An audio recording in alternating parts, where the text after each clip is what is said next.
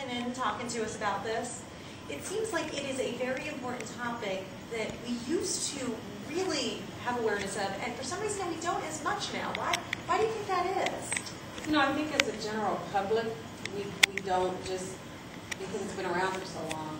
And I think people felt like they knew all that they needed to know. But what we're learning is that there are populations, especially populations of women, where the incidence is rising pretty quickly.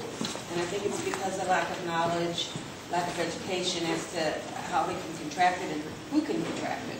And you were saying to me earlier that women are a growing population that doesn't realize they're at risk. Right. And I think, you know, a lot of people, when they think about HIV and AIDS, they think of it as something that's going to affect a younger population or something that's going to affect IV drug users or the gay population. But older women, especially, are the population that's growing the most. And I think it's because they're not taking the precautions, because they just feel like this is not something that I could ever contract. So what do you think people need to know as we work towards this World AIDS Day? What do you hope people do? Just educating yourself on prevention, the best way to transmission, you know, to decrease transmission.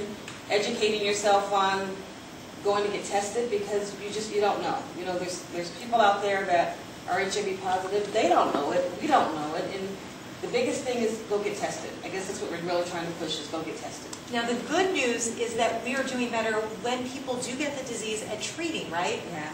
In fact, I say, you know, it's more of a chronic disease now than it is a fatal disease. So many people can live with HIV if you get tested and you start your medication. It's something that you can live with for a long time. That's fantastic. So this week is World AIDS Day. There are a couple events, including just kind of a remembrance ceremony at UNLV. It's important to have events like that, right? Yes, it is. And hopefully it'll raise everyone's awareness and raise everyone's responsibility to go get tested, to get educated about what's going on. Because as much as it's not as deadly as it once was, there's still millions of people worldwide who have been affected by this. Yes. So let me put the information up. It's happening, December 1st is World AIDS Day, and there's events all over, but over at UNLV they're going to have a remembrance ceremony.